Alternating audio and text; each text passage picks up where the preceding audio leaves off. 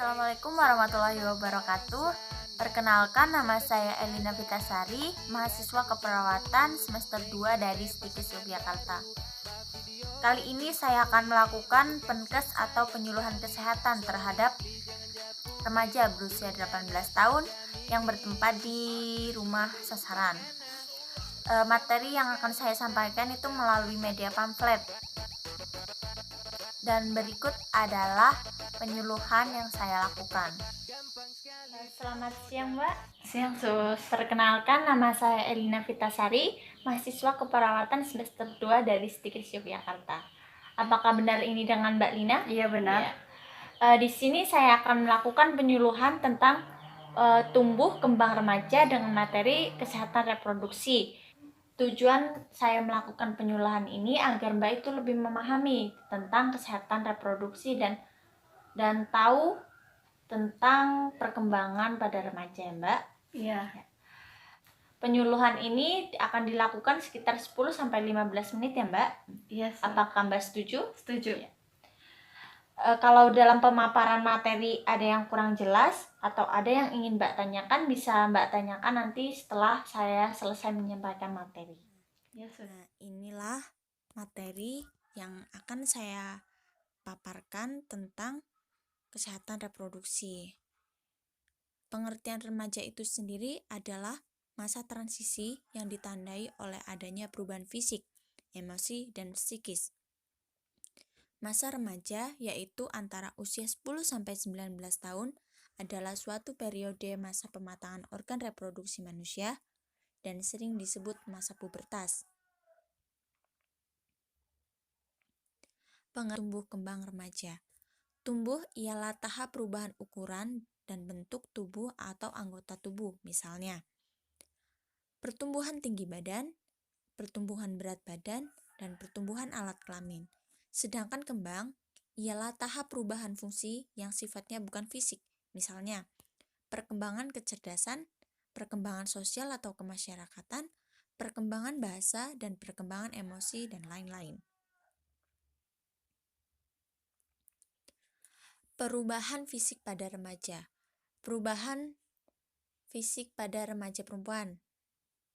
Salah satunya itu pinggul menjadi lebih lebar dan besar, payudara membesar, tumbuh rambut halus di ketiak dan alat kelamin, kulit cenderung berminyak dan mudah berjerawat, suara menjadi lebih merdu, tumbuh badan tumbuh lebih pesat, mengalami menstruasi. Dan perubahan pada remaja laki-laki adalah tumbuh rambut halus di sekitar ketiak dan alat kelamin, kulit cenderung berminyak dan berjerawat, dada bertambah besar dan bidang, suara bertambah besar dan berat, otot bertambah besar dan kuat, tinggi badan dan berat badan tumbuh pesat, tumbuh jakun, penis dan buah zakar membesar, dan mengalami mimpi basah. Perubahan psikologi. Ada 3, yaitu perubahan psikososial, perubahan emosi, dan perubahan kecerdasan. Adapun masalah yang tumbuh dalam pertumbuhan kembang remaja. Salah satunya itu antara lain penyakit infeksi, kurang darah, obesitas atau kegemukan, pergaulan bebas, penyalahgunaan nafsa, sekolah dan kesehatan, dan sebagainya. Cara mengatasi masalah tumbuh kembang remaja. 1. Menjaga kebersihan. 2. Mengatur pola makan. 3. Makan makanan yang bergizi. 4. Hindari makanan yang berlemak dan manis. 5. Olahraga teratur. Dan 6. Mengembangkan kemampuan.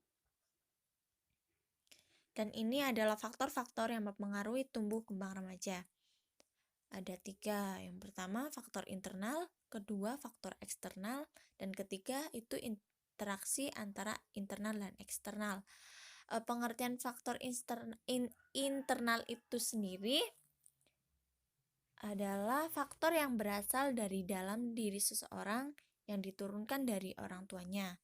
Dan faktor eksternal adalah faktor yang berasal dari luar, seperti lingkungan keluarga, sosial, kesehatan, pendidikan, dan sebagainya. Dan untuk interaksi antar internal dan eksternal adalah perpaduan dari keduanya, itu perpaduan tentang faktor internal dan eksternal. Itulah tadi materi yang saya sampaikan tentang kesehatan reproduksi. Apakah ada yang Mbak ingin tanyakan? Ada sus. Oh ya, silakan Mbak. Apa sih perkembangan sosial, perkembangan emosi dan kecerdasan itu sus? Ya baik, terima kasih untuk pertanyaannya Mbak. Perkembangan sosial itu sendiri adalah pencarian identitas sekitar umur 12-15 tahun. Rasa ingin tahu yang tinggi dan kemauan yang tidak dapat dikompromikan. Hambatan lingkungan sosial seperti kecemasan dan ketegangan. Kalau perkembangan emosi itu adalah kepekaan emosi meningkat seperti luapan emosi yang besar, mudah marah dan menyendiri, gelisah juga.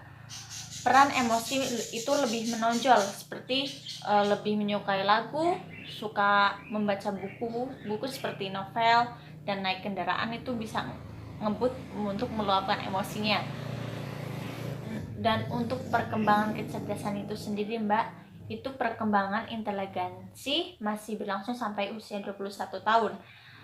Seperti lebih suka belajar secara logika, imajinasi meningkat, mampu menggandakan generalisasi, mampu berbicara intelek, senang mengkritik, dan mampu berpikir abstrak. Itulah tadi jawaban dari pertanyaan Mbak. Apakah ada yang ingin ditanyakan kembali Mbak?